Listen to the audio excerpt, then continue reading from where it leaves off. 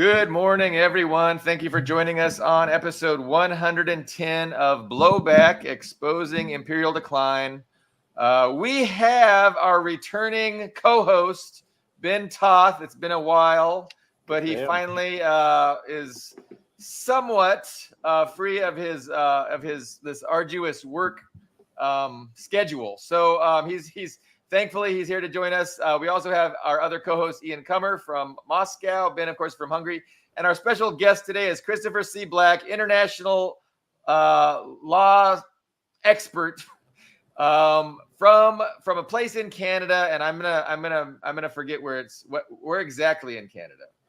I'm in a small town called Campbellford, which is about 150 miles east of Toronto, north of Lake Ontario. Okay, so Toronto is named after a British colonel who defeated the Americans, helped defeat the Americans in the War of 1812. Oh, don't say that. People will get mad if you say British won the War of 1812. That was an American victory. We just had to advance to the rear and yeah, exactly. Dude, what does Zelensky call it? A strategic withdrawal from our capital. Yes. You know. Right there, there were the American troops even then came across the border with leaflets saying we're going to bring you democracy. And people said no, thank you. But back then it didn't say, "Do you have oil?" Sack Washington in that war. I think Washington D.C. got overrun. Yes, president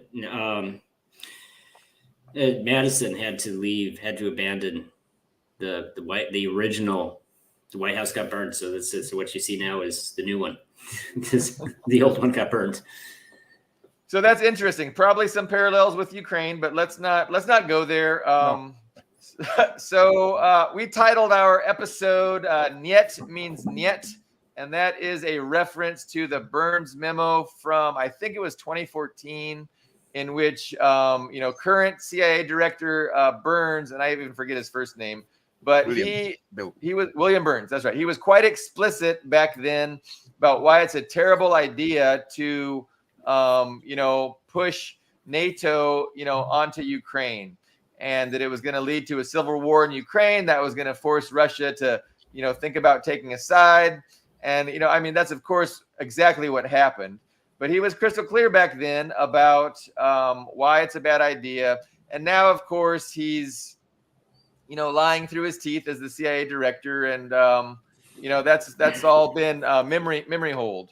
But Chris Black has recently done a real great article on the topic, and I've linked to that article in the description of the video. But we want to talk about that at the beginning here. Chris, you want to just get everybody up to speed on the points you were making in that article? Yeah, before the points, Christopher, maybe give some context to this absolutely surreal event that basically prompted your writing, please. Well, yeah, I was sort of depressed the last few weeks about what's going on in the world, and I wasn't going to write anything, but that stirred me up. It was so blatant act of war, really. The Financial Times, the mouthpiece of the financial industrial elites in the West, agreed to publish an op-ed piece by William Burns, head of the CIA, and Mr. Moore, forget his first name now, Stephen Moore, I think, who's head of MI6, or the Secret Intelligence Service of the British Intelligence Services. And they also held on the same day a live-streamed televised interview sponsored by the Financial Times. And in the background, you can see the Financial Times and logos of the Bank of America. You know who's behind them, right? Isn't it surreal? Yeah, it was all advertised right there. This is who we work for. On a couch. These are the heads of foreign intelligence, supposed to be clandestine and secret, and they're on a couch live streaming. Sorry. Yeah, that was also remarkable.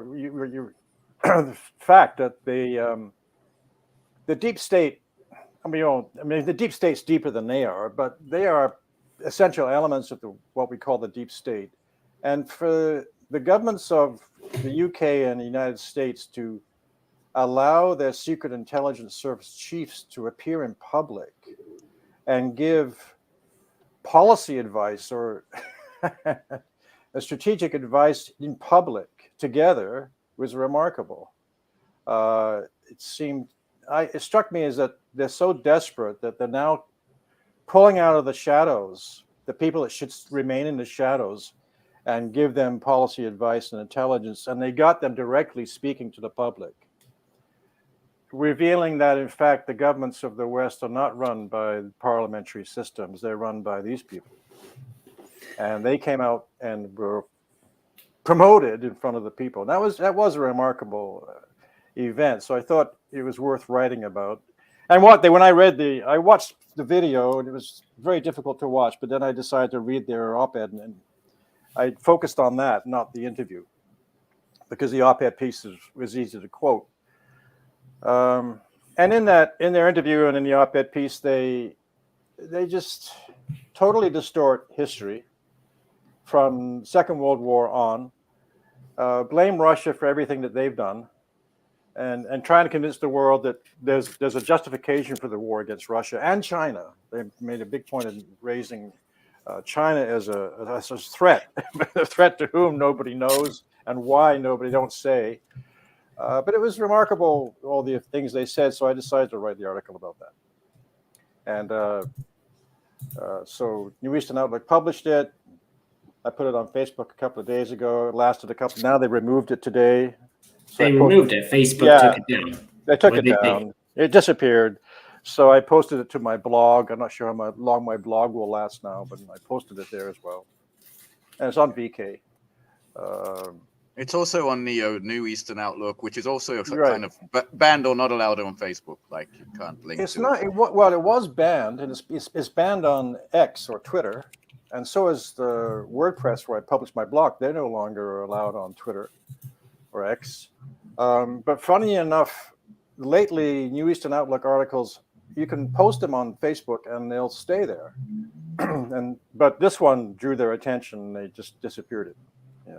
I see. Deep sixed it.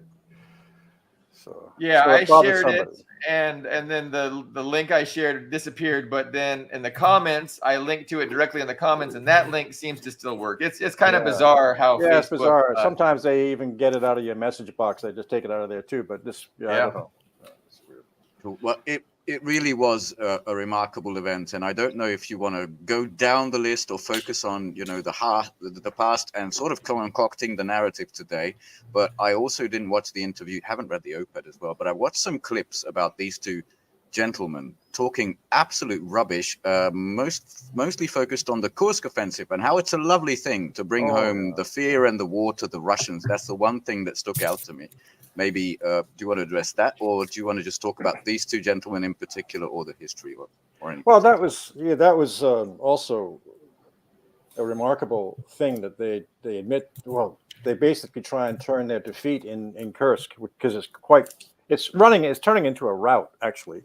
Their defeat in Kursk into some sort of victory. And they actually admitted that they had failed in Kursk. That there was one bridge too far for them. So they fall back on, not as a military victory, but it's a propaganda victory. It was an audacious maneuver. They changed the narrative. Yeah, it was an audacious thing to do. It boosted some morale. It showed that Russians are weak. It was, we've been beaten. They were destroyed, but it was a really dashing thing to do. You could hear the British, something out of Monty Python. It was a very dashing thing to do, don't you think, Jeeves? Yes. But it failed. Yeah. And but Burns and Moore, I mean, I couldn't think of Moore really as an irritating character. He's one of those typical, I'm English but background, but he's one of those English people you just hate. Private school sort of toity thing.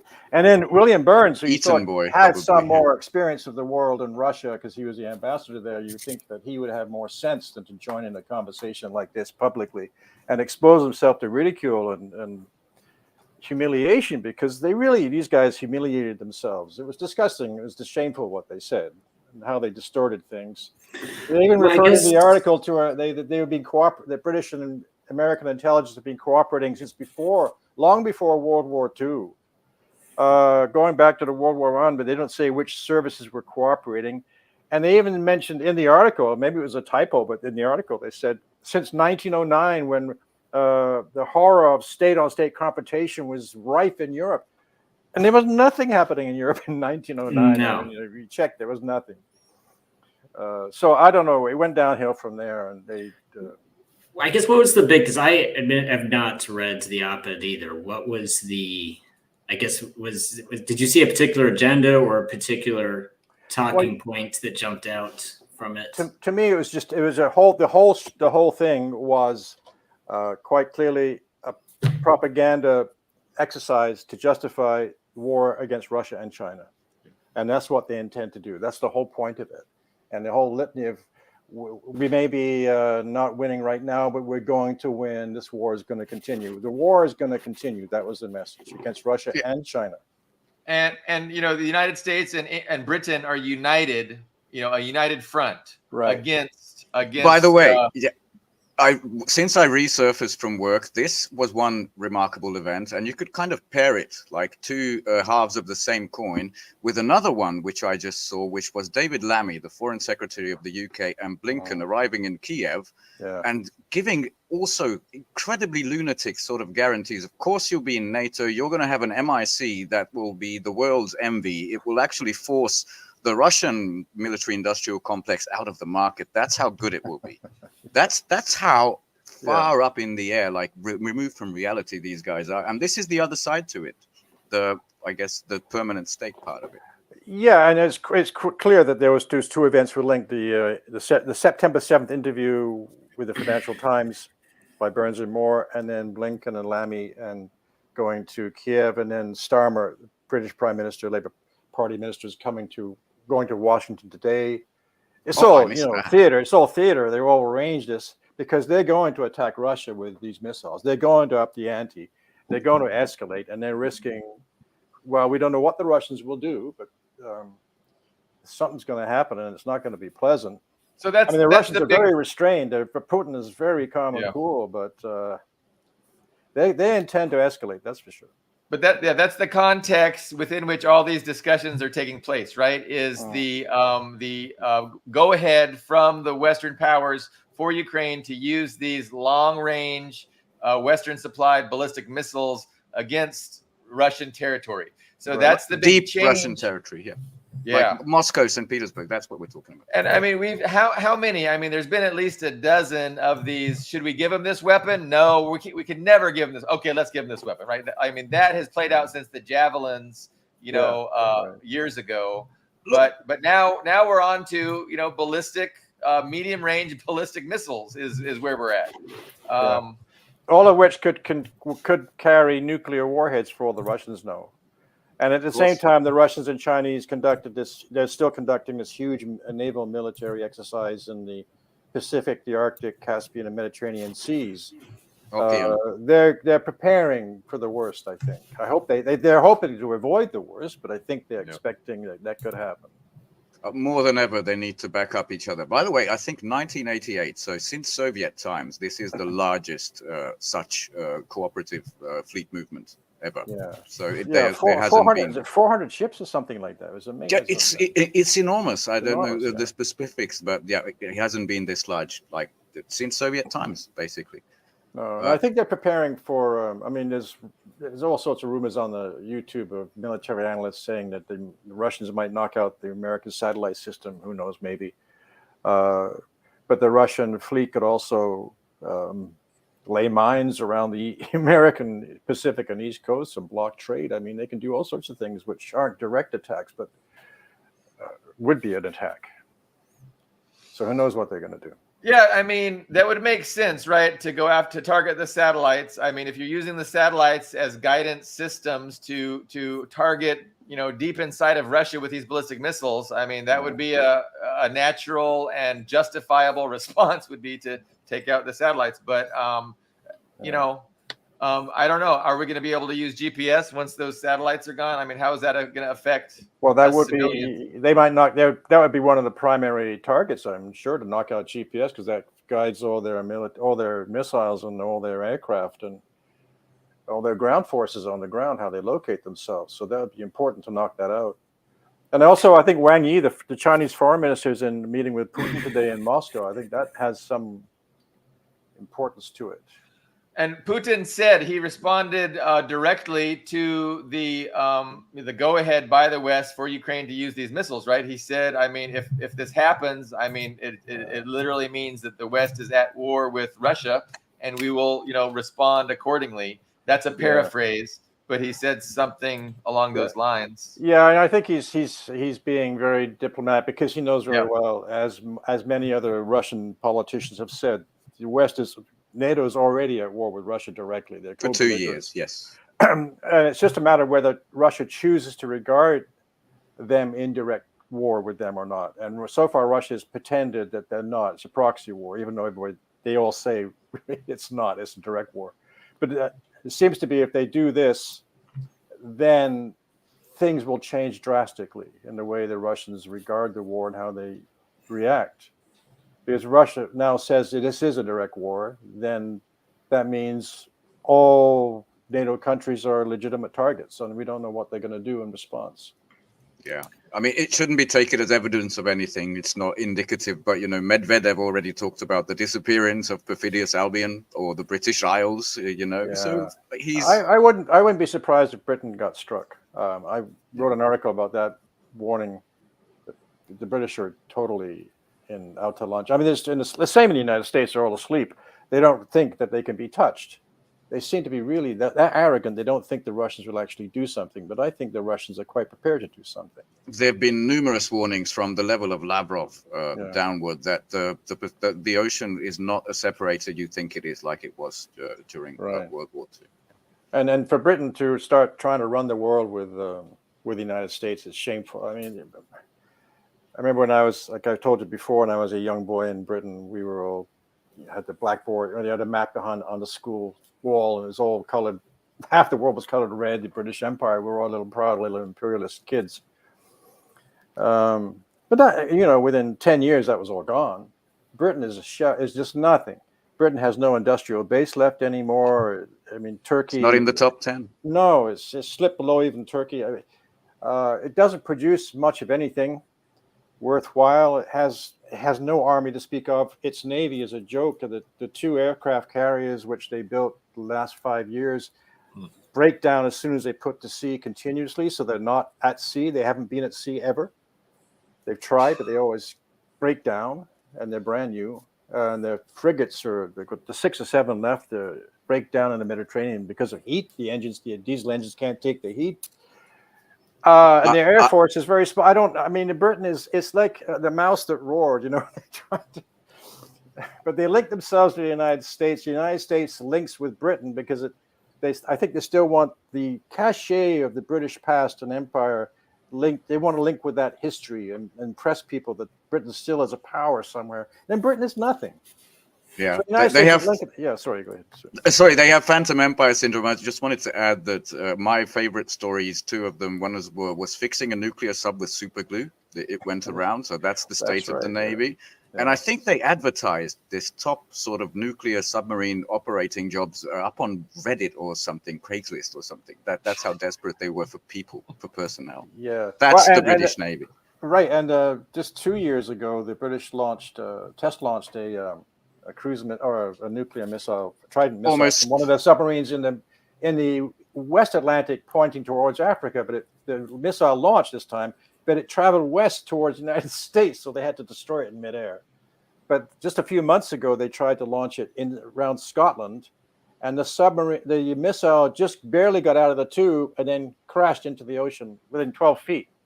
Yeah, so nearly killed the Minister of Defense. Yeah. That's right. So the 2 tests they've done of their Trident missiles have both been failures, 100% failure rate. So they're not even sure they can launch their missiles. And that's the only nuclear deterrent they have is contained in those Trident missile systems. But their strength is in their intelligence sharing with the United States, right? That's what spies everywhere. The British Secret Service has been excellent for 500 years, that's for sure. Maybe that's why they feel a kinship with Ukraine, because if Ukraine gets betrayed, maybe their special relationship isn't as solid. I read something in the Wall Street Journal, like no matter, paraphrasing the title, no matter if it's Kamala or Trump, Europe's going to be left to have fend for itself, basically. That's a cold message. for Britain and the rest of continental Europe as well. And maybe they're afraid of that. That's why they want to do whatever they can. Well, we see that in the European elections, the AfD and Wagenknecht. I think surprised everybody. Even Wagenknecht's party went from almost 0 to 16% in Saxony or Thuringia, which is amazing. I'm glad the left has come up. They are some sort of left. The AfD does contain a lot of former communists from the East. I've met some. Yeah, it's a populist right. Yeah, it's a populist party, and many communists have joined it because they're the only anti-NATO group in Germany. So they joined, except for Wagenknecht's party. By the way, suddenly my Prime Minister Viktor Orban said we are beginning to have friends looking for peace, and he actually cited that Olaf Scholz has suddenly changed his tune, saying we want peace like sooner or later, really, really soon. He's somehow in a hurry now. Yeah. Well, maybe that's a result of the elections. And then Macron, I mean, he's tried to stymie the left, defeated the right, which surprised everybody, but Le Pen didn't do as well as they thought. And the left, even the communists, increased their vote for a change, and affiliated groups. But he appointed a right-wing prime minister from a party which suffered huge losses in the elections and refused. Just a Eurocrat, basically. He shafted Mélenchon again. Right. So there's a coup. It's basically a coup in France, and they're trying to control. And in Britain, you have Starmer, who's going to cut pension benefits to the British people, and he's talking about reforming, that is probably privatizing national health after 80 years of having it working. And it's to pay for a war. So they may be trying to rearm and have a ceasefire. Who was it? Trump offered a ceasefire. Another Schultz was talking about a ceasefire, and they would like that for a couple of years so they can rearm and have the chance. Now, to do that. what about predictions? I mean, we have our own election in the United States coming up. A lot of people are saying that, something big will happen before the election. We could be in a state of war before the election happens, and that's going to be kind of like the October surprise. But does anybody have any thoughts about how this will play out in the short term? Well, I think they're going to try and finish Trump. They try to assassinate him. That was a big event. And people, that's being shoved aside from the press. Nobody talks about it. It's like Nord Stream. It's Nord Stream. His wife's raised it. Melania, she's raised it. What really happened? But from watching the debate, I watched part of the debate, and it was quite clear the whole thing was rigged. I mean, it seemed to me that Kamala Harris knew the questions in advance. Trump didn't. They were continually attacking. The moderators were quite on her side. That was not a debate. It was shameful, really, what the ABC did. They were totally attacking Trump, humiliating him, and it's quite clear. And then the whole press is who won the election, who won the debate, Kamala Harris. So it's quite clear they intend to convince the American people that Kamala Harris is going to win, and then she will win no matter what the vote is. And if they, for some reason, can't rig it, or fail to rig it, or actually allow a fair election, he wins, I don't think he's going to last very long.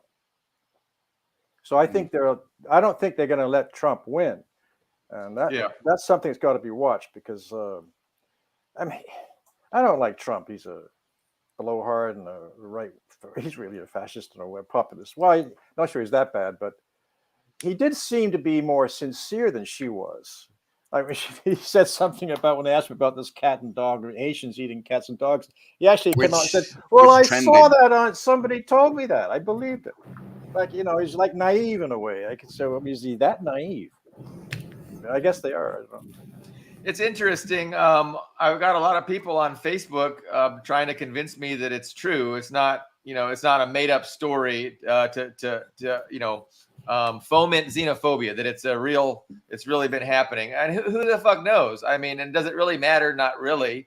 I mean, so there's two lies, right? If we're going to talk about, if we're going to assume that it's a lie that, the Haitian immigrants were eating their pets in, what was that, Ohio or something? Springfield, Ohio. Yes. Okay, so let's assume that was a lie and that Trump naively parroted it. But again, that's a big assumption. We know for a fact that Kamala Harris was lying when she said We have to support Ukraine because Ukraine is a victim of Russian aggression, Right. and Russia wants to take over Western Europe. And so we can't. So which lie has more gravity? Which lie is more worthwhile? I mean, yeah, like I like Zakharova's the press spokeswoman for the foreign ministry. Russia is it was like watching two clowns arguing over who's going to beat up the world the worst. Yeah, she's relatively free to say what she wants, and Lavrov's more free nowadays than he used to be. And that's what it was. Like I'm stronger against Israel, for Israel than you are. No, I'm better for Israel than you are. I'm going to support. I'm more against China than you are. No, I'm more against China. It was just absurd what was going on. Now, Trump claimed if Harris becomes president, Israel will be destroyed in 2 years, which probably. is quite you might be right. Yeah. No, the United States might be. I mean, we'll all be destroyed in 2 years of. But that was an actual statement from Trump. Is authentic information, because this comes from working on a project which I can't name, but it has to do with betting. And I looked at competitors' website and the current, like other than sports betting, like general everyday topics. And the things that are trending right now is there going to be another debate, like number one in pop culture politics, and second, recession in the US 2024. That's the big trending bet going on in the world right now, apparently after the debate, which was what, Tuesday? Yeah. So interesting kind of thing. So I didn't watch it. I did watch a short clip, which was, do you want Ukraine to win? They really tried to force that down Trump's throat. And he just said, I just want the dying to stop, which was, I think, one appropriate answer. I didn't watch it, thank goodness. And he put out, I think, a statement yesterday saying what his plan was. It was not quite what Russia. He would say that Russia keeps what it's got. Ukraine be demilitarized, be declared neutral, and would not join NATO. It's almost what Russia wants. It's not talking about denazification, but he's got a better idea than anybody else in the States about that war. What his other policies are, I don't know about. Yeah, it does look like that. And another comment, not just from Zakharov, but Dmitry Peskov, the Kremlin spokesperson, Vladimir Putin's spokesperson, said, well, both candidates named our country, both candidates named our president, so we really see no difference when it comes to attitudes towards Russia. No. Even though Putin famously trolled that the intoxicating laughter of Kamala that she likes, famously trolled them. Yeah. I mean, I don't know who takes that seriously, but it was fun. And I loved last week, or this was the last few days, Putin playing with the elections and asked who he supports. Said, well, I support Harris. And Trump said, it was quoted as saying, I don't know if he's trying to hurt me or help me. That's a good counter quote. That's a good. I missed that. Humor anyway. Yeah. But they didn't mention that. I mean, he should have mentioned that. I don't know why Trump didn't mention that. He said, when she was attacking him with a fact check, he said, well, ask her why Putin's supporting her and not me. By the way, the White House reportedly was furious about Putin's little comment. Apparently, they want him to shut up about our elections. Yeah. Meanwhile, they're trying to shut down the Venezuelan elections, and Spain has taken their opposition people and as refugees. And I mean, the hypocrisy is so out in your face. I mean, nobody can interfere in our elections, well, they're not, but we can interfere in everybody else's elections because, well, we're different. We're different, but people like Scott Ritter need to shut up, for example. That's not. Yeah, not only him. There's going to be. I think they're going to start hitting more and more people. I think this war with Russia is very, very serious, and I think it's going to get a lot worse. And I think they're going to start attacking everybody soon. The same is. Sorry, they're attempting the same in Europe. Anybody tainted, it's like the old House on Un-American Activities Commission, tainted by having been to Russia or having been on RT or has an uncle that speaks Russian is going to be scapegoated. Well, the big news story was that the RT was funding, different influencers on YouTube, right? And so the Justice Department indicted a couple employees of RT, claiming that they were meddling. And Tim Pool, Dave Rubin, I mean, these are kind of big names in the alternative media sphere, said, yeah, we were paid hundreds of thousands, if not millions of dollars for very little work. But we didn't know. We didn't know it was Russia. And so I think it's all bullshit, right? Like, I don't think any Russian government agency was involved with this. So I think, you can indict anybody and they don't ever need to show evidence. And that's how they pushed Russiagate down our throats, right? They indicted people that they would never hold accountable. They never had to produce evidence. And we know now it was all a lie, that there was never any Russian collusion or any Russian plan. So that's how they set these narratives. And that's how the Department of Justice works with the establishment press to put out these narratives. So the narrative is, don't trust social media, stay off of social media, because they're all, it's bullshit. You can't trust. It's paid for by Russian oligarch or the Russian government. And, you got to go to CNN, get your news from CNN, MSNBC, even Fox News if you have to, but not alternative media. And those Russians, they just keep trying to meddle in our elections. The Russians are constantly involved in trying to destroy democracy in this country. So those are the two narratives that this bullshit indictment pushes, and most people buy it. I don't see anybody pushing back and say that's bullshit. Where's your evidence? But I'd like to hear from the RT. I want to hear them defend themselves. I mean, why would they pay Tim Pool $100,000 a month? Yeah, I've never seen such money from. I've been on RT a few times, but I've never gotten any money from RT. I mean, I don't like working. Larry with them. Johnson. I find it very hard to work with. I don't like working with RT myself, but they control what they do. Try and control what you submit an article. They'll say, well, can you? Whereas New Eastern Louder doesn't tell me. They just, if I write something, I send it in. They either like it or don't. They don't tell me what to write. But you see also, I think in was it in Florida yesterday, or was it this morning, or Florida today? Yesterday, the group of black socialists were convicted. Not of actually being foreign agents, but of conspiring to be foreign agents. I'm not sure that's even a charge. They're going to appeal, but that's quite clear. That conspiracy to. They weren't actually foreign agents. The jury said we don't agree with that, but they were conspiring. They wanted to be foreign agents. That's a crime now. Conspiring to be Russian agents, because that's because they were expressing the same views we expressed. Some of the charges were dropped, and then some of the charges were upheld, right? Right. Yeah, they got convicted of conspiracy. Of trying to be a foreign agent. I don't even know how you can conspire. Yeah, what kind of penalties are they facing? I didn't catch. I wasn't paying attention. I think they can face 10 years, 5 to 10 years. Wow. But they're going to appeal. The defense insists it's just all about shutting down free speech. But so they're using them as an example, and they're socialists, of course. I was just reading Penguin Island by Anatole France. It was great because one of the end chapters, he says the government was facing unrest here, so they arrested 15 socialists. Then the next week they faced something there. They arrest 18 socialists. Then they arrested more socialists. Then the prime minister didn't know what to do, and he just said, arrest all the socialists. That's what they're doing, right? The good old days, yeah. The good old days are back. Yeah, they are. Except the left is not as strong, that's not in the West. Only in Asia, apparently, or Latin America. Maybe in China, I don't know. I mean, maybe in Russia it's coming back. I don't know what's going on there. But the Marxists are very strong. I mean, we have the likely presidential candidate on our side. Yes, Kamala is one of us, apparently. Oh, yes. Holy shit, laughing gas, Kamala. I wanted to. But I mean, what is the context for this crackdown on dissent? I mean, and like you said, it's inevitably, they're going to go after the people that are telling the truth, which are the socialists. But what's the context, right? So you have the Western Empire, the Western oligarchy.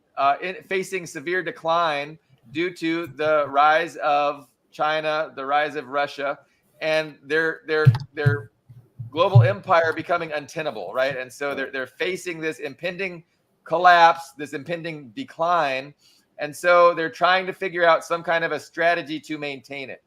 And so that's why you see the possible war in the South China Sea, in the Philippines. You see war in Ukraine, possibly against Iran. You see all these flashpoints that could ignite, in which case the U.S. can, resort to any number of military measures and justifications, of course, to engage in economic war, right? And like an embargo of China. Hey, sorry, nobody can do business with China. If you're either with us or against us, no business with China. Like they're looking for an excuse to implement some kind of thing like this. And then we see the information war, the cracking down on alternative narratives, because they don't want competition with the narratives. Right. But I mean that's what's going on, and that's why they are going to crack down on the socialists even more than they're doing. But they're also they're passing all this legislation, and they're preparing the way to do this crackdown by saying that they're going after extremists and hate people and racists, but ultimately these laws, of course, are going to be used against truth tellers. Anyway. Yeah. And we got the, talking about trade wars or sanctions, are basically economic warfare. The United States and Canada, following as its usual, poodle way of the American lead, have put 100% tariff on electric vehicles from China, 100% tariff. They're thinking of doing other things. China is now taking Canada to the World Trade Organization, and is going to stop importing wheat products from Canada, which is going to be damaging to the farmers here. Big problems. And people are wondering, why are you trying to stop us getting cheap electric vehicles? You want us to buy the more expensive Japanese, South Korean, and American electric vehicles, but you're like 5 times, 6 times the price. Why can't we buy the cheap Chinese vehicles? Well, because. So anyway, that's going on. And always remember who pays the tariffs. It's not Chinese people. No, it's ordinary people. We end up paying for it. Yes, they're going to have this economic warfare, but it only damages the West more than the Chinese or the Russians. Well, China is brilliant to integrate themselves into the global supply chains and become the manufacturer of the world, and so they've made it very, very difficult for the U.S. to successfully launch any kind of economic war against them, because they're so intrinsically linked, especially with everybody's economy, but especially the U.S. economy. So it's just not easy, and it's going to create a lot of pain for the U.S. It'll be kind of suicidal if they really get serious about an economic war against China. But and Putin's just called for a report on how to ban or the export to the West of important minerals, titanium, aluminum, all sorts of things. Like, you can maybe Ben knows the uranium is the other one, and that uranium, was one of the things that China did first. One of the only things, the critical mineral sales exports to the United States, military industrial complex. China did first, but Russia is finally doing it. And if you take refining capacity, most of the uranium's from Kazakhstan, but if you want refined uranium fuel rods, 90% of that is from Russia. If you cut that off, it's like basically a monopoly position. There's no refining in the U.S. So we had it in Canada. We had 3 uranium mines here in Canada, which the Americans relied on a lot, but 2 were shut down from flooding, and they couldn't operate the mines anymore. They were flooded. There's 1 left, I think, but it's not really functioning that well. There is uranium in Africa, Nigeria, and Congo, but it's not developed. So it's basically, if they're not the Russian supply, the Americans and the French and everybody else with nuclear reactors are in trouble. Exactly. I got about 10 minutes. Sorry, I have to go early. I just wanted to put like a little wrapper on this, both silver lining and bad stuff. So the silver lining is, because they want so tight narrative control, I think that means they're losing it. I mean, when the time Bucha happened, it was unquestioned what happened. Then Nord Stream came around, and even a voice like Hirsch got raised. And a lot of people like, really? We're not really falling for it. And as the defeat looms, like really, really serious defeat is what it looks like. They're basically afraid that another narrative coming from RT or from whoever is gonna take root. That desperation is good news. The bad news is, it has to do with economic woes, because when you look at your purchasing power and the gas prices and the food prices, and that's when you actually have time to worry about why is this happening. It's kind of like a two-edged sword, the places we're going in Western Europe and North America, I think. Again, apologies, I've been semi out of the loop but I'll get back into, being more informed, let's say. Yeah, well, we saw that in Britain. I mean, I think Britain is going to have more unrest. We saw unrest a few weeks ago with the riots or protests, in however you want to describe them, in Britain about immigration and so on. And that's an expression of not of that. It's an expression of the increasing poverty in Britain of the working class, and they're striking out any which way they can. And that's going to get worse when the Starmer is talking about huge budget cuts in all departments. Education is going to be cut, healthcare is going to be cut, everything, social services, to pay for this war. And Britain is broke. I mean, it's been broke since the Second World War, really. You had the brief period in the 60s, where by the time the Beatles came out, and there was a slight resurgence of the economy, and everything looked good for a while till Thatcher came along. The numbers look good, Yeah, the numbers look good, and there was some prosperity for a while, because they were still exploiting some of their former colonies, but that's all gone now. Britain is, I don't think Britain could support a population of more than 4 or 5 million. That's the bad news. And its own agriculture. It imports 80-90% of its food. It can't support its population on its own food, as it used to do. So I don't know. It's going to be trouble there. And in Canada, the inflation's gone down, but unemployment's shooting up. It's now almost 7%. It shot up from 4% to 7% in 1 year. And you guys have inflation, basically. So you guys have a lot of prices of goods have gone up, just like in the United States, I'm sure. Yeah. In Canada. Yeah. Not as bad as Argentina, which is now even worse since Milei's come in, and my God, it's terrible there. Yeah, they're like triple Venezuela's numbers, which is going down. Yeah. But I saw today on TASS that Russia might be suffering increased inflation. Maybe Ian has more on that. But if the Russian population can tolerate that kind of inflation, and what causes is it because of the money supply is increased, or is it because of rising shortages of commodities, which is raising prices there? I know they just raised the key interest rates. Take it away, Ian. Yeah, they did that too. Yeah. I'm not sure. I mean, there's probably more than one cause. I mean, Russia is under a lot of economic and political pressure. Raising the interest rates or maintaining high interest rates is what central banks usually do to fight inflation, which is, as of right now, it's 18%, which is very high. And that, of course, makes it, excuse me, so it's good for people. Take care. So it's good for people who have money in the bank. Okay, Ben. Take care. So it's good if you have money in the bank, but however, if you're a net debtor, which the average person is, if you want to mortgage for a house, if you want to buy a car, of course, those high interest rates are not good for you. That makes things difficult, and it also has secondary factors like driving up the price of rent, and so on. So there is noticeable inflation in Russia. Yes, I think that's a true statement. That said, though, it's not the days of hyperinflation when prices would change multiple times in a day. It's nothing like that. So I don't think so. If the idea is to intimidate the average Russian with inflation and fluctuating prices and that sort of thing, I don't think it's going to work. At least it won't work.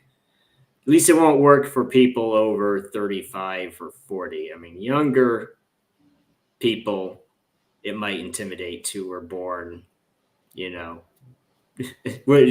under Putin and die under Putin, that generation. It might scare them, but no one really asks, a college student what he thinks. They're not in control of anything. So I don't think that's going to pressure Russia at the grassroots level to back off. I don't think if that's the plan, I don't think it's going to work.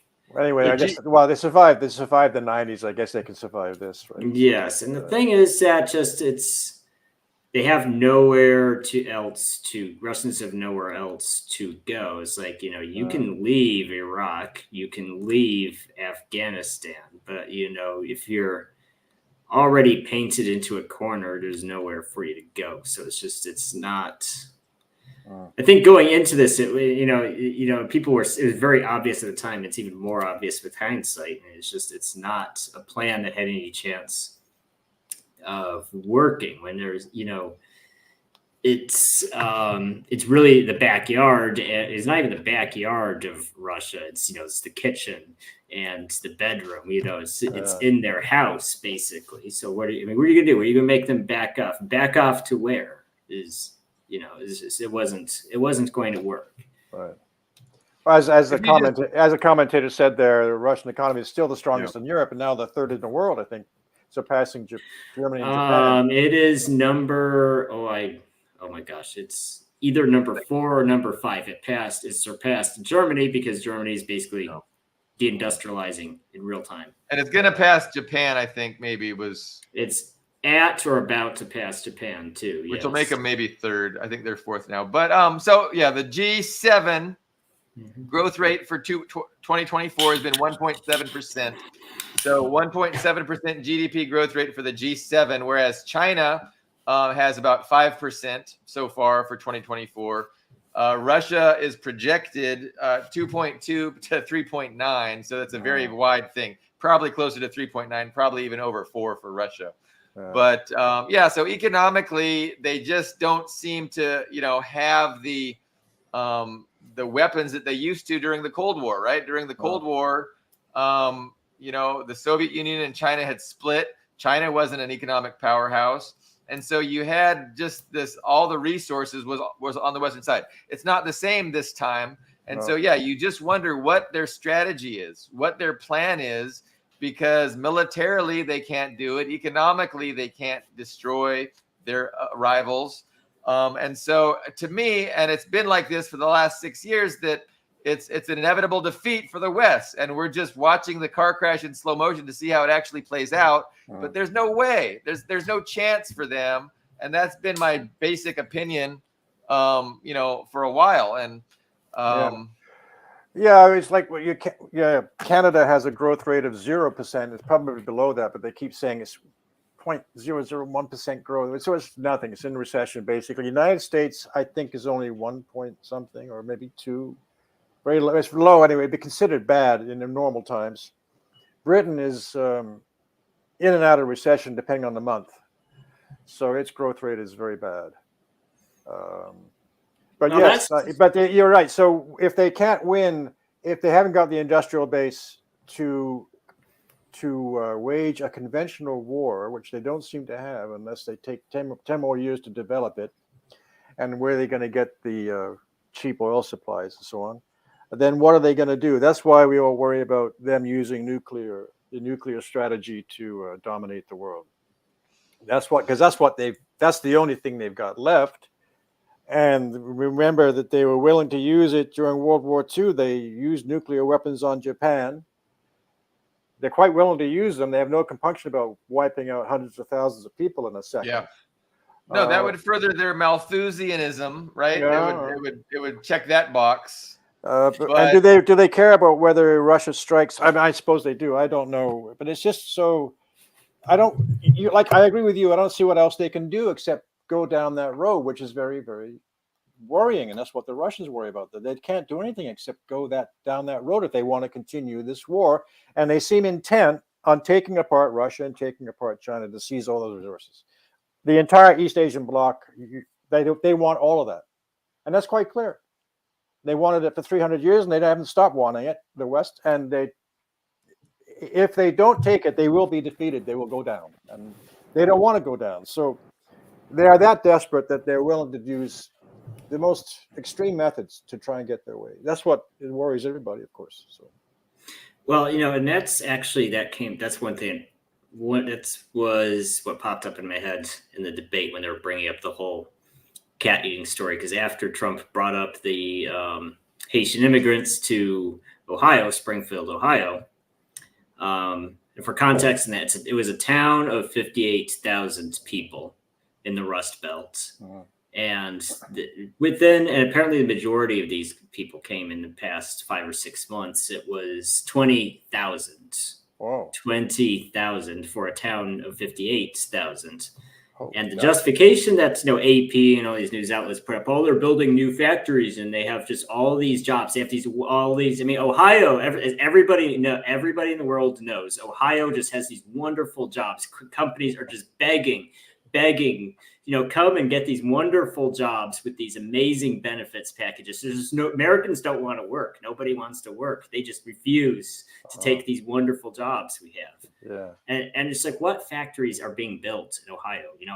I lived in Iowa for 6 years. About a month ago, John Deere decided they're going to relocate one of their main factory floors to Mexico and laid off about 4,000 people. Wow. This is in a town of, I think that like maybe 200, like the cities that those people were employed in, I think are about 200,000 people. So bigger than Springfield, Ohio. But it's just like, I don't understand what this end game is, because when if you want to bring increase through immigration, the USA's population, if they want to push it past 400 million, but you're at the same time deindustrializing, reducing the number of manufacturing jobs, especially if you're bringing, because Haiti has a 60%, I checked it. It has a 60% literacy rate. And it's not, English is not the official language, it's French and Creole. So if you have what are you going to, my question is, what is the end game when you have such a huge population that's essentially functionally illiterate? And, you can't, if you are functionally illiterate, you cannot get a job. I'm sorry, you can't. It's too hard. So what are they? Go ahead. You're saying that 30,000 people entered this town in the last month? 20 not in the last month. 20,000, yes. 20,000. In the last few months or something? Yes. And they're all all these immigrants coming up through the Mexican border?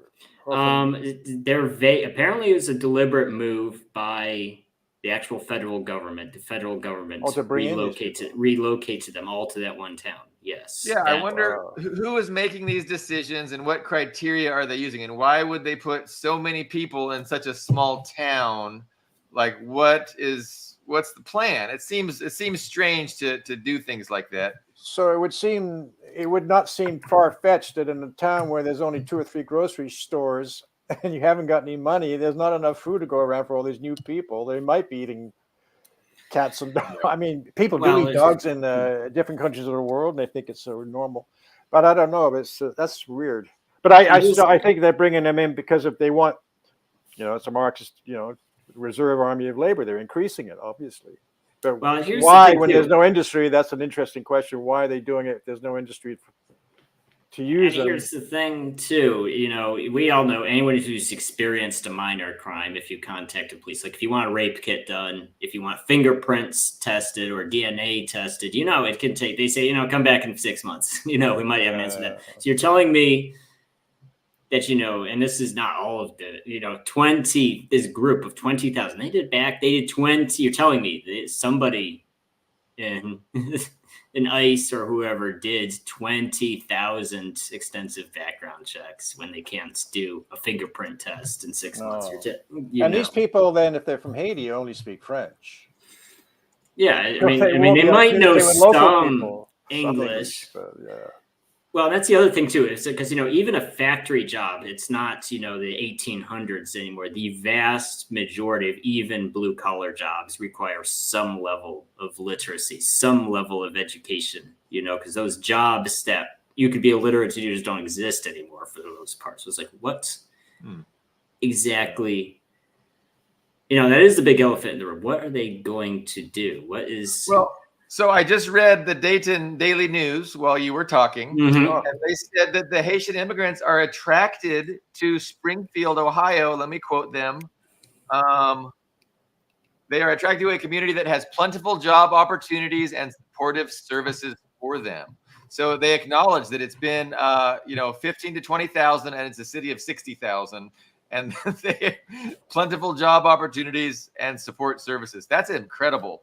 That we need to capture what they're doing in Springfield and do that everywhere. If they can absorb, if this little town of 60,000 can absorb 20,000 people and still provide great services and everybody jobs, like that is incredible, and we need to do that everywhere. It's just I feel stupid for not moving to Ohio. I just missed a huge opportunity. You went to Moscow. Whereas in Canada, the government, because they brought in 1 million to our province of Ontario, where I live, they brought in 1.5 million people in the last year. And there's no housing for them. Rents have skyrocketed. There's not enough doctors to treat them. It's causing unrest and resentment. And so they're going to cut back that, and they're going to stop immigration. Is there meanwhile, many of those immigrants have come in, are now going into the States through Quebec and other border points. There's a big story in the press the last few weeks in the CBC and the American press about hundreds and thousands of people entering from Canada into the States, mainly a lot from India, but from other countries.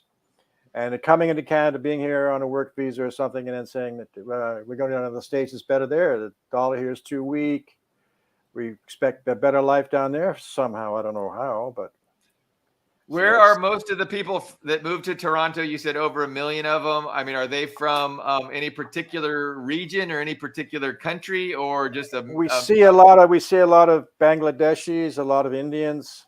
That's East true. Indians, Sikhs, Punjabis, Pakistanis, Syrians brought in who was against Assad. Ukrainians, they brought in 300,000 Ukrainians in the last 2 years, so 300,000 or 400,000 Ukrainians. So a lot of them are Nazis. We brought more of those in. So yes, mainly Asia, some African countries, not too many, but some, like West Africa, places like that. You don't get anybody from East Africa here. Nobody from East Africa or South Africa comes here. Their lives are better there. So. But it's also causing a problem. It's causing quite a lot of economic problems here because there's not enough. We can't absorb them. Yeah. Well, what's interesting about that is, with Crimea, they talk about Crimea all the time. If a person in mainland Russia wants to go buy a house and move to Crimea, the Western movies say, well, that's ethnic cleansing. They literally say it's ethnic cleansing. You are displacing the poor, helpless Ukrainian of Crimea, but for some reason putting 20,000 people into Haitians, and because let's be honest, Ukrainians and Russians are the freaking same. I'm sorry, they are. It's not politically correct to say it, but they're the freaking same. But 20,000 Haitians into this town of 60,000 is completely fine. That's not, that's. And of course, no one's allowed to complain if you're a, you're a racist. If you're a racist, you're a terrible person. You literally. A Nazi, yes. But if you brought in 20,000 Englishmen into that town, then it would be there are a bunch of scabs you're bringing in. Or God help you 20,000, or God help you 20,000 Russians. Yeah, right. Then you can't use the race card. There does seem to be an interest, an overt ideological interest by on behalf of the ruling class to just not have a nation that is homogenous in any way whatsoever, right? They want to bring in as many different kinds of people because it makes their job so much easier to divide everyone and to make sure that we don't have a united political force that can do anything against them. And I could just imagine, I mean, if push comes to shove, when they start asking the American people to really sacrifice and people start getting up in arms and wanting to overthrow the government, that, maybe these Haitian people, they could have jobs as, private mercenaries for the. That's one thing they can do that they've. Anyway, I mean, and that's xenophobic, and that's kind of, I mean, imagining that, and I'm sure. There wouldn't just be Haitians that would be willing to join, a government or private mercenary force to put down domestic dissent. I'm sure there's people of all, creeds and colors that would be happy to do that for money, because ultimately it's like that guy Jay Gould said back in the day. He's the anthropologist, or he was an anthropologist or archaeologist. I can't remember. Anthropologist, I think, or biologist. I'm not sure what. Robber baron. He was one of the robber barons from the industrial, and he said he will pay half the working class to kill the other half of the working class. Like, it's easy when you have all the wealth to make sure that you stay in power, and ultimately all you have to do is resort to bribing half the working class and paying them off to kill the people that are trying to overthrow you. So, I mean, I don't know. We've got to figure out a way to overcome our ethnic, religious, and ideological differences and unite. But well, I think we should jump briefly to something which happened in Venezuela the last 3 days, which is I didn't know about till I saw it on Telesur. That I should have been there, but I was there in spirit. They held an international anti-fascist world congress in Caracas. There are people from all around the world there, and you can see I posted it on Facebook. They haven't taken it down yet. The vice president of Venezuela gave a long opening speech, which was very good, Delcy Rodriguez, and that we face worldwide fascism in the West, and I don't know who said it was the Fourth Reich. I mean, somebody said today, I saw an interview that we're facing the Fourth Reich now, but it's disguised more, but it's becoming more and more openly fascist. I mean, you can define fascism in different ways.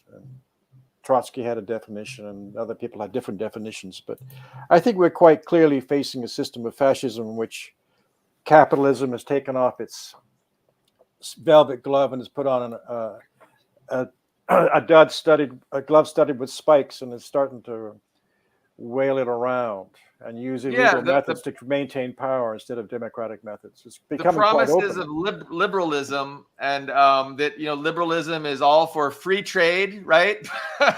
Human rights, right? Like these are what liberalism ostensibly stands for: freedom, human rights, individual liberty, free trade, and those things are being attacked most mercilessly by the United States itself. Supporting a genocide in Gaza, enacting all these unilaterally imposed tariffs against our rivals. Everything that they used to stand for, that they pretended to stand for, is just they're throwing it under the bus. And so so they're taking their mask off for sure and revealing themselves for the fascist oligarchy that they always have been. And I'm glad they're highlighting that in Venezuela with this international conference. I vaguely heard something about it, but I didn't really look into it. Yeah, it's important, but it shows one thing. But the question is, what do we do in the West? Where your show is one of the important ones, trying to raise awareness and organize an anti-fascist movement in the West, in your country. There's nothing much here. We have a few groups, but they're very small. I don't see anything effective really in the other countries in the West. Maybe in Germany it's rising a bit, but there is no real anti-war movement. There's no real dynamic left movement opposing these actions by the capitalists. And unfortunately, China, I'm not aware, but it's not actively supporting. It never really has supported liberation movements or left movements in the West. Russia did support the liberation movements of the Soviet Union during the 60s and 70s and 80s and so on. But there's no support. There's no international support for people inside these countries because we don't have it in our own country. We're just they're trying to crush us all the time and shut us down. I mean, the fact that you're going is really admire you for keeping this program going. No, it's due to the fact that we have about half a dozen viewers, so we thank them. We thank them very much. But, if we had a dozen viewers, they might just, shut us down. I mean, there's a few programs that I do like to watch. I mean, the Gray Zone is still going. Scott Ritter, you can still catch him all over the place. Jeff Sachs is a great liberal critic of the empire, and same with Mearsheimer. And so, I mean, the Judge Napolitano always has on these really strong critics of Western imperialism and the imperialist strategy, vis-a-vis Ukraine and everything. So, but it's all from a right-wing point of view. No, that's true. No, you're one of the few left-wing YouTube channels on. I've found. I mean, most of them are right wingers. Napolitano, Scott. They're That's all true. they're all anti-communist. They're all anti-socialist. Yeah. They're against this war, which is great. They're all great figures, and they speak out and they speak the truth about those issues. But they're quite right wing in their orientation, and they just keep supporting the same capitalists. They are part of the system which engenders these wars, and they can't quite see it. They're so locked into the system in which they're imbued. They can't see that they support, even when they're criticizing it, they still support the system, because they keep laughing at or mocking the left, the real left, and they falsely identify what we consider as leftists more another right-wing party. They call that a left party and confuse people, and it really irks me. I mean, I don't know where we're going to go with this, really. And they embrace this the false history, right? That, you know, Stalin and Mao were the biggest mass murderers, and so they're anti-communist through and through, and they just embrace these false historical narratives, which, like you said, it results in them not being genuine critics of the status quo. It's like they're palatable, they're acceptable as long as they, you know, only have a certain amount of criticism. Yeah, like McGregor. I mean, he's a great guy. He's a great military. He analyzes the war in Ukraine. He's quite good.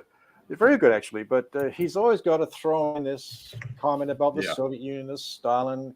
And it's just, you know, genuflect to keep him online. So, well, you know, I keep saying that the commies are all a bunch of red bastards, you know. Where do you go with that? But yeah, the left. You know, the world depends on the left.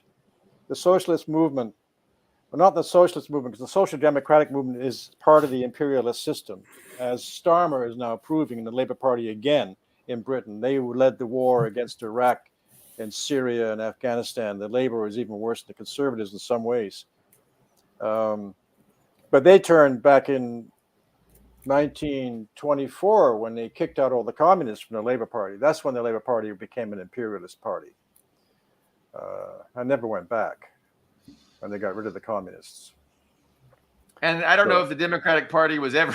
I don't think there's ever. No, been it was never. It was never. So no, that's how you know the electoral systems are so totally rigged and useless. Like it's not even close to democracy. So Yasha was saying that there was a third self-immolation in front of a Israeli embassy, which is awful.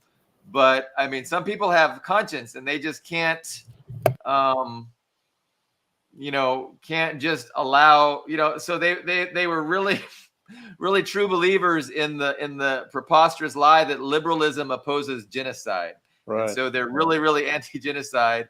And then when the liberals start engaging in the genocide, it's too much. It's too much for them to deal with, especially with nobody talking about it. You know, it's become normalized. The genocide in Gaza has become normalized, and that's more than some people can take. And this person self-immolating, third example, they get almost no coverage in the press. It's ignored. Yeah. Whereas I remember back in the Vietnam days, 1963 or 4, this Buddhist priest, Trick Van Ching, I think, set himself on fire in Saigon, protesting the American presence. That got a lot of coverage around the world. A lot of coverage. It's one of the most iconic photos in history. But these self-immolation, and that was because it was a very brave, you know, why would you do such a thing? You're so angry about the world. But these ones, I see, they appear on the news and it disappears. There's no discussion about it. There's no praise for the person for the courage they displayed in committing suicide like this. I mean, it's remarkable that people do these things, and they should be celebrated in a way. I mean, it's a terrible thing what happened, but they've chosen to make a point by taking their own life. And what could be more serious than that? More poignant than that? More dramatic than that? But it's ignored. And it ought to be a huge story. It ought to be front page headlines everywhere. But that doesn't serve the interests of Kamala Harris, you know, because you know, she's pro-Israel. I don't know. What do you think is going to happen with the election, Billy Bob? You got. No, you really sounded like you were saying the exact same things I said last episode Yeah. They've made a decision that Trump is not going to be allowed. And, before it looked like they weren't sure who they were going to run, and they might have been okay with Trump. And that's when I said we're going to have his vice president will be the president within the first year of Trump's administration. But now that they've got their ducks in a row, that Kamala definitely is their person. Yeah, there's no chance Trump can win regardless of how people vote. So I am very certain it will be Kamala. And like you said, if by the off chance that Trump gets in, he won't last long. What's his VP's name? That weird guy that everybody says. JD Vance. JD Vance. Yeah, JD Vance will be the actual president by 2025. But no, I agree. It's going to be Kamala. Yeah, he's an interesting character, JD Vance. He's one of these working class characters that came out of poverty, who thinks he rose by the seat of his own pants. Therefore, everybody can do that. So socialism is anathema to him, even though he came from a system which capitalism put his family in. He joins the capitalists to rise up instead of opposing them. He's one of those turncoats. I mean, you can't expect much from JD Vance except, well, he speaks okay, I suppose. He speaks better than Kamala Harris, who didn't fall into her cackle self in that debate too much, but. So you're going to end up with a one-party state. You're going to end up with a one-party state in the United States. Then the Democratic Party is going to be the one-party state. Were the Republicans allowed to mess around in the Congress to make it look good? Yeah, I'm kind of in agreement with all that. JD Vance, I think it's clear he was actually someone Trump genuinely liked. That was the question a lot of people asked: is JD Vance kind of a plant by the mainstream old guard Republican Party to keep Trump in line? I think it's coming more likely that Trump just liked JD Vance. And even though Vance used to be a Trump critic, he said, hey, you're in agreement with I can see why, because JD Vance is kind of in alignment with those populist nationalist talking points that Trump likes. And also the media on both sides attacks him to a greater extent than they ever attacked Mike Pence. Because in the end, Mike Pence did not, when that election was really, people were questioning, how come Trump was winning last night, then we wake up, it's like, you have, 1 million votes, the VP was someone who could have backed Trump on that and said, hey, this is shady. But Mike Pence went, and, I think Mike Pence really actually basically took a bullet for the anti-Trump group, because it's very logical if you have or at least a president that your base likes a lot, it's kind of logical that his VP is the next person in line after that guy does his 2 terms. So Pence, could have been the next Republican nominee, but he willingly, put himself in the firing line, said, no, I'm against Trump, and of course, no pro-Trump person's ever going to think about voting for Pence if he ever even tries to be a candidate. So he's got principles. Pence has principles. Yes, he's principled. Pro-establishment. He's pro-establishment. His own career. But what's this guy Waltz, who's her VP candidate? How did they stitch that combination together? He doesn't seem too impressive to me. He's weird. He's the actual weird one, because he's so. The thing about Waltz is he's so fake, because he was he was in the military he was in the National Guard for 24 years, and he's like, and he didn't do anything. It's like he slept through every war, and when there was an actual deployment to Iraq, he resigned. He literally gave up a rank to avoid going, because and that's why he retired a master sergeant rather than a command sergeant major, because the Army said, hey, we'll give you this rank, but you need to go to the school and you need to complete 2 years. But as the head NCO of that unit, he would have known probably 2 years, a year or 18 months out. And he was just kind of like, no. I don't want to do this. I don't want to do this. And the thing about it is just that you listen to him talk. Like he had at one point claimed that he was in Afghanistan because, he said, it was in his famous quote that there shouldn't be weapons of war because, I had a weapon of war when I was in Afghanistan. People point out you'd never been in Afghanistan. You went to Italy.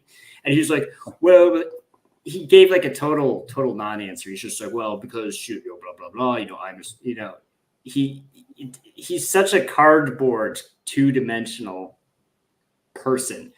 But there's this huge personality cult around him, like because it seems like each successive person, there's a personality cult around him, and each successive person is less deserving than the previous one. So, like, I remember we had Obama, right? Obama was kind of a junior senator. No one really outside of Illinois knew who the heck Obama was, but 24 hours later, he was the number one hero in America. Got the Nobel Prize at the beginning of his presidency before he did anything. Right.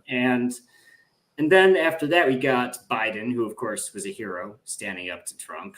And this is even during the campaign, Biden could barely stay awake. Basically, campaigned from his basement. He was personality cult. Then you had Harris, and now you got Waltz, and it's just like they did nothing to deserve this praise. The joy that you're supposed to feel just when you see his face. It's incredible. Yeah, that's that whole thing about not even addressing any policies, right? They have this debate. They're not even talking about policies. It's about PR. It's about vibes, feels, and really just advertising. Our brand, the Kamala Harris brand, has to be better than the Trump brand. And let's shit all over Trump's brand, and we'll get elected that way. And what's lost is any kind of sensible political discussion that you could possibly have. Yeah, I was surprised when the moderator, like when Trump said, "I got a plan better than the Obamacare. I'm going to make it cheaper and better." Well, that sounds good, cheaper and better. I'm working on it in the details. Okay, so it's just rhetoric, but he said it. But the moderator didn't say to Harris, "Well, do you have a plan to replace Obama, make it cheaper and better?" Because the American people are paying enormous premiums on their health insurance every month, and then you got big deductibles that they got to pay to see a doctor in any way. Up here in Canada and Britain and everywhere else, it's still free, despite the problems. It's still free. We don't pay anything. I'm going to have cataract surgery done a couple of weeks, and it's not costing me a penny. Down there, what's it going to cost you? A few $1,000. I mean, I don't see why the moderators didn't say, "Well, that's Mr. Trump. What is your plan?" Well, I'm working on it. Okay, Ms. Harris, do you have a better plan than Obamacare? Why not? No, it's just ridiculous. The 3-on-1 aspect of that debate was entirely foreseeable and unsurprising, but it definitely was. A lot of these questions they gave to Trump were just ad hominem attacks, right? They weren't real questions. No, they were. They exposed themselves, but it's not like anybody expected anything different. No. Well, maybe Trump did. If I think if Trump had known that was what it was going to be, he wouldn't have taken part in that debate. Well, and I watched that debate. I woke up at 4 a.m.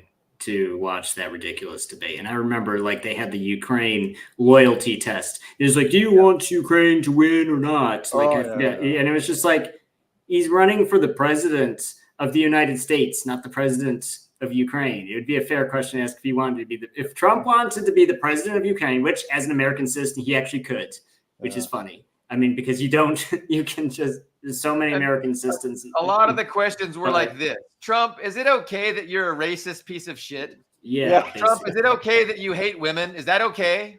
Like these were the questions that they were giving Trump. Yeah. It was pretty. And it was from the moderator. It was anyway. The whole thing I think was rigged, but it was quite clear.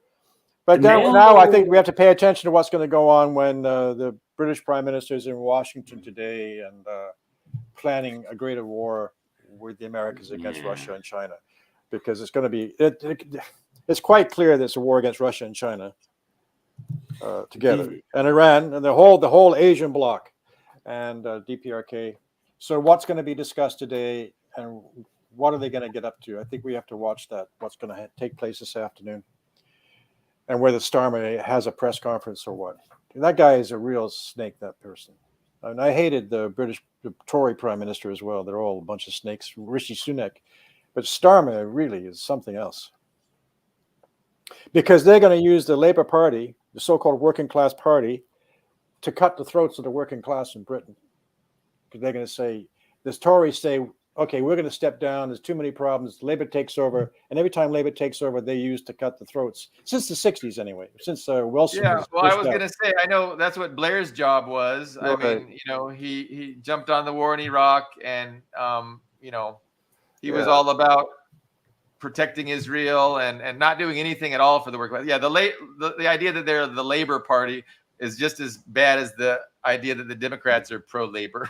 Well, there wasn't up until Harold Wilson, when the Americans and MI6 tried to stitch him up with Russian connections, the KGB connections, and got him unelected in the second election. And the allegations against who was it?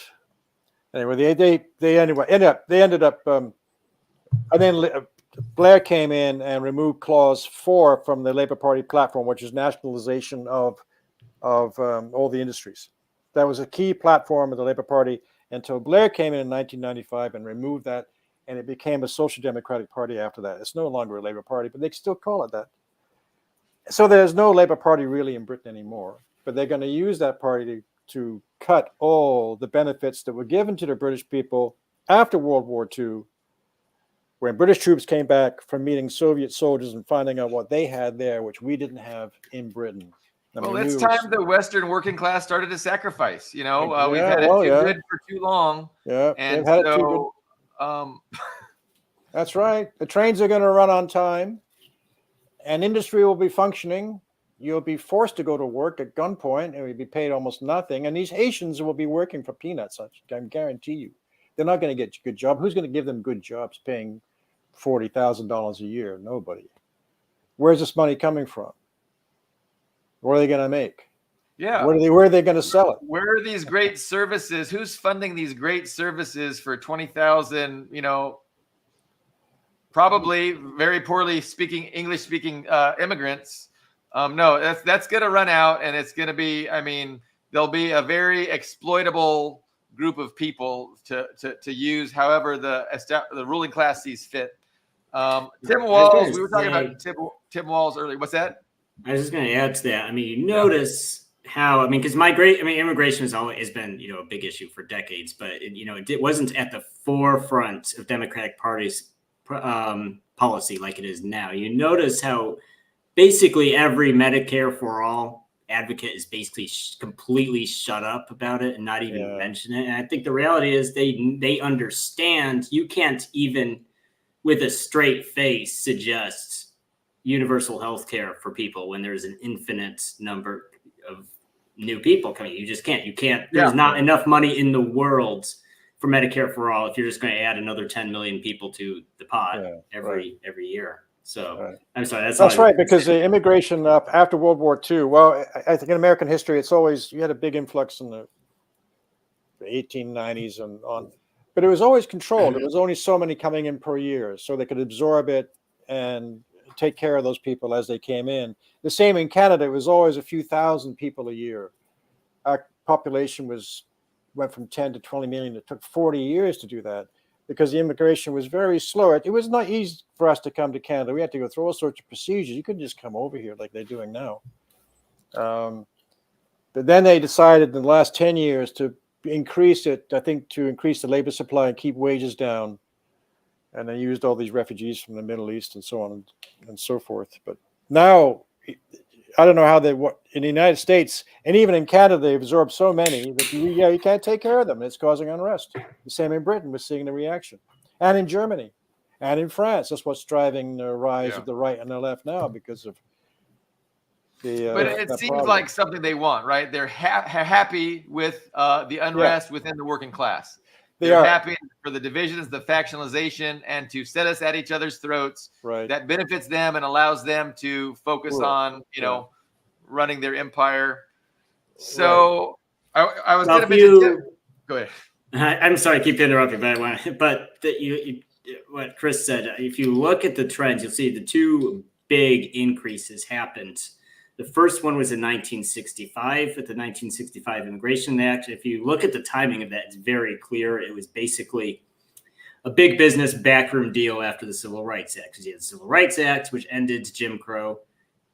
And you can imagine someone is somewhere in the South said, okay, well, if we can't shit on black and brown people through, racial discrimination. What can we do? Well, we'll bring in the compromise is we will bring in immigrants. You are free to crap all over. So there was a deal there because, and then it was the second big increase was the 1990s after the Cold War. Yeah. Because you can't have too much factionalism if you're constantly worried about World War III. If you're worried about, mass conscription, complete, martial law and nationalization, you can't have too much factionalism. You just can't. But with no Soviet Union, no Cold War, that's when they really went all in on it. If you can, right. Yeah. No peace dividend for the working class. We want to avoid that. But that's interesting. So I didn't realize, so you're saying that was when we had our biggest immigration influxes into this country was in the 60s and the 90s? Because I would have assumed that our recent influxes have been greater than any time in history. But yes, absolutely greater. And there was, and of course, and that's the unfortunate relationship the USA has with racism, because until 1965, there were they basically white, not just your race, but your ethnic background, but your religion were also taken into consideration, whether or not they even wanted, whether they thought, can this person assimilate in the USA? They didn't want, like, even the Irish. The Irish were kind of frowned upon. They're like, they're those weird Catholics. We don't really like Catholics very much. Same with Poles and Orthodox Slavic people were not liked. No, assimilation was a big topic, which is kind of gone out the window a while ago. So I would say, the influx of the 1960s was where they actually went out of their way to find groups that previously had been considered incompatible. And of course, you have to ask, so it's not a bad thing. So it's not inherent. It's like that Trojan horse kind of thing, because a Trojan horse is basically a facade. There's a good idea with a bad idea inside of it. So, I think the average reasonable person can say, okay, racism is bad. You shouldn't discriminate on people for their birth or religion. That's a thing reasonable people can agree with. But then, hidden in that, it's like, okay, well, what's the agenda? Why do you want to do this? Why is this so important? Why is every mainstream figure pushing for this specific idea? Is like you have to question the motive. Because even a good idea can be bad if it has a bad motive behind it. It's like accepting a gift from your mother-in-law. It's like, okay, why is my mother-in-law being nice to me all of a sudden? That's funny. So I meant to get to Tim Walz. My opinion is he kind of checked the box of appealing to white Democratic voters who are populist, like the Bernie Sanders kind, because that's where his strength is, in his populist economics and his working class programs. I guess in his state he's got decent economic policies in place that benefit working people. At least that's how he's being sold, and I have to assume there might be some truth to that. But the other option was Shapiro, right? And he was like the Jewish governor of Pennsylvania or something. And I think everybody kind of expected Kamala to pick him, and she ended up going with Walz. And it's probably smart because it would have alienated a bunch of pro-Palestine people to have this guy as her VP. And so it seemed strategic. It seemed like a thoughtful pick to go with Walz. But it ought to go without saying that they're all fucking sellouts and they're all disgusting. But they don't ever say that on the establishment press, so we have to go to YouTube to say that. I want to thank my viewers for some great suggestions about where to go for alternative perspectives that aren't necessarily right wing. So some of these I'm familiar with, and then some of them I'm not.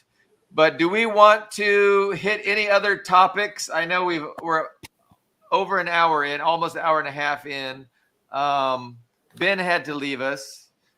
But we might want to touch on what Netanyahu is pushing in Gaza briefly, but sometimes you get a bit bored with that word. It's hard to say that, but Netanyahu is threatened to invade Lebanon repeatedly again. And then the Americans and the British put out these stories that Iran is sending missiles to Russia, and the Iranians deny it, the Russians deny it. I even see that on the Military Summary Channel. Dima keeps repeating that the Iranians sent missiles to Russia. I don't, but everybody denies it. So I don't know why Russia would need them. But anyway, so the propaganda builds against Iran and China and Russia, and they support. And Israel obviously wants a big war. Question is why Russia still allows Israel to bomb Syria. There have been attacks on American bases in Iraq, but not enough of them. I don't know what's going on there, why these attacks are so paltry and so few and far between. I don't know what the resistance is doing. It's all a mystery to me. Israel wants a big war, but they don't want to fight it of themselves, right? Yeah, they want the Americans to fight in their, well, yeah. There was a recent assassination of another journalist that kind of, got everybody angry, and the State Department, pretended to care, but really not really. And so that was kind of going, that was a pretty popular thing the last couple of days. And everybody's waiting for the big attack by Iran. Iran keeps promising one, but I don't see any moves to make one. Maybe they'll strike one night. I don't know, but they're it's like Turkey. I mean, they threaten a lot, but they don't really do too much. So I'm not sure what's going on. Maybe the Russians and the Chinese are restraining them not to get drawn into a bigger war, and let the Hania assassination sit unpunished for a while. I don't know. What do you guys think? I trust, I don't trust Turkey. I don't trust Erdogan to do the right thing. And he does give lip service and rhetoric occasionally that you like, but it's always empty and vapid. But Iran, I'd actually trust their leadership, and I think they're doing the right thing. And I think they know how best to deal with that situation. And so I'm not upset that they are acting with restraint. I think the U.S. and Iran are talking behind the scenes, and the U.S. is making it clear that they do not want to be drawn into a war against Iran, and Iran doesn't want to be drawn into a war either. Ultimately, the trajectory is the destruction of Israel and the victory of Iran, Hezbollah, Hamas, and Yemen. I mean, that's the ultimate result of what's going on. And so why jeopardize that by doing something that is not going to benefit you and the U.S. doesn't even want? It's only going to benefit Netanyahu. So I think there's some agreement that Israel is going to just continue to not be able to initiate a wider war. And I think, I can't see, unless something changes, I think that's going to continue. I don't see that a wider war developing because Netanyahu has been told, we're not going to go to war for you. The U.S. is telling him that. Now, that could change, right? After the election, right? That could be just, hey, wait until November. We're going to keep things status quo until November, and then we'll deal with it. Yeah. What do you think, Ian? You got thoughts on? Well, it's true. I think Chris is right. There's always, whether or not it's acknowledged in the media, there's always channels of communication. And with Iran, the problem is they have a lot to lose because, they've mostly rebuilt since the war with Iraq. And, so they get these pinpricks, which are provocations. They're intended as provocations and they hurt, but it's just they do have to weigh. You can't just say, how can I hurt the enemy? You also have to weigh in, how will I be hurt? Right. We have a country like Ukraine, which is frankly not a real country. They don't care about self-preservation because then that's actually the definition of not a real state.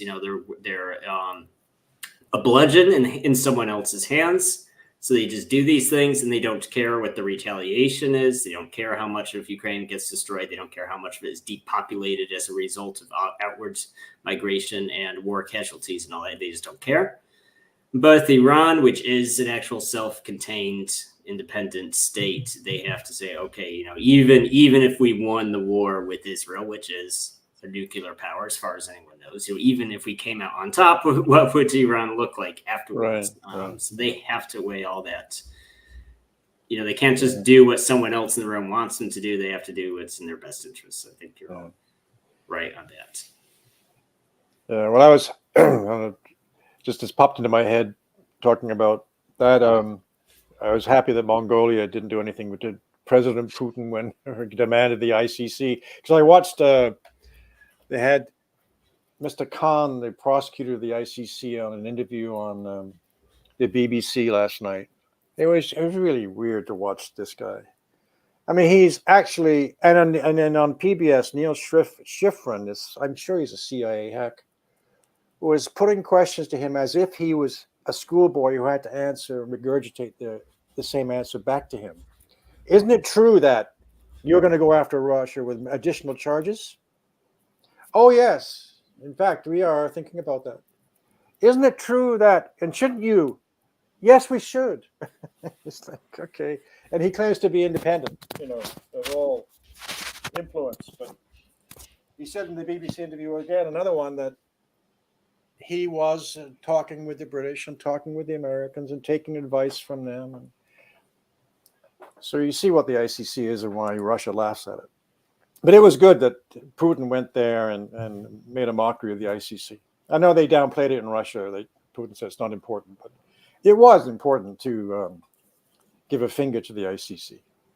They deserved it. Well, and Mongolia is bordered to exactly only two countries, Russia and China. Right. So they're in no position to do anything so provocative. But they wouldn't want to anyway. I mean, they're aligned economically and politically with Russia and China. So that's I was happy that he went there without any fear and nothing happened. Like, that's great. And yeah, these institutions, these political institutions have been so co-opted by the West. They're tools of Western imperialism, full stop, and they're ridiculous. And I mean, I think there's a place in a decent world for international institutions, but the ones that we have now aren't it. And so they're going to need to be tremendously reformed, if not just destroyed and rebuilt. Well, I saw Lavrov in an interview at the East Asia Economic Forum a couple of days ago, a long interview, about an hour, with some journalist. And he was saying that the World Trade Organization, the World Bank, the IMF, all have to be abolished or reformed drastically. That we're no longer going to put up with these institutions being run by the Americans. Yeah. And we're going to either get rid of them or change them or take them over, because that's why we're reforming BRICS, because the world has to oppose these tools of imperialism. Really, it was a very good interview. Brought up the World Trade Organization earlier, saying that China was bringing, they're not going to get any of that because the Americans control it, so they won't get anywhere with that. But at least it's harassing Canada, which Canada, I'm sorry to say, deserves. So there's a judicial body within the World Trade Organization, and that body cannot function because the U.S.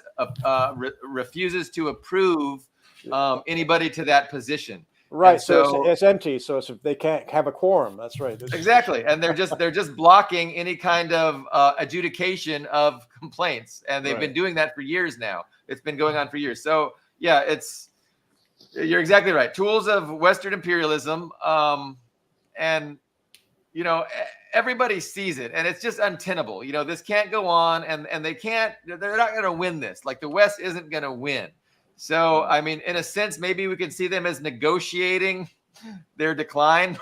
Let's hope. Well, that would be actually, that's an interesting idea, that they're really forcing all this to enter the better negotiation stance. But I wish it was that way, but I don't think so. I think they're crazy. I think they're really bent on some further war. That is the way it looks, and I hate to end the program on that note, but sometimes we can't help it.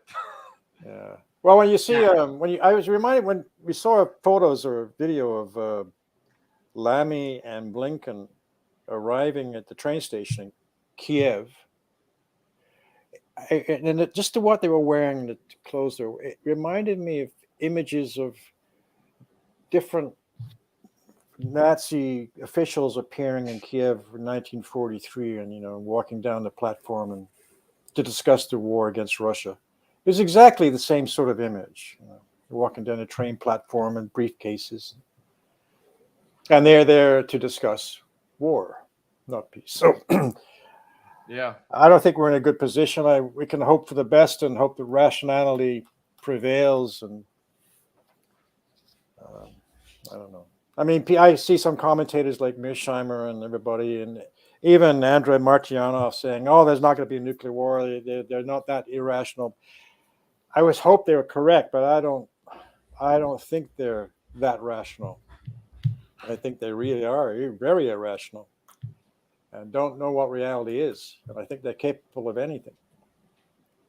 So, anyway, that's a downbeat ending for the show. But we hope everybody reads your article. It's in the description of this video.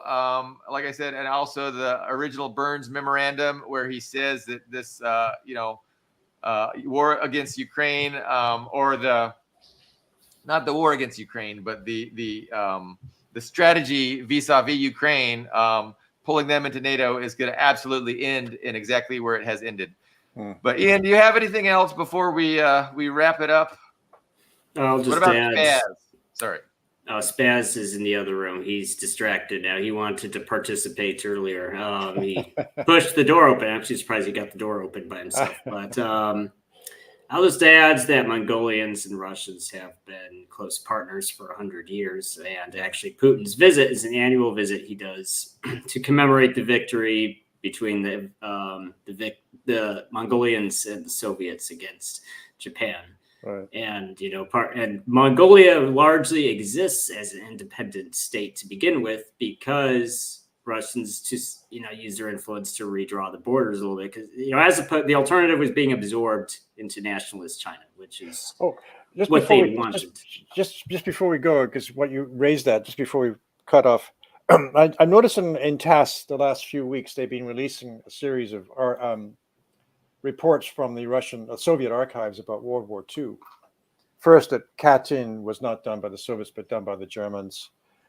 And then that they were warned about Sorge, the Soviet spy in Japan, who warned them about the Japanese potential attack on Russia.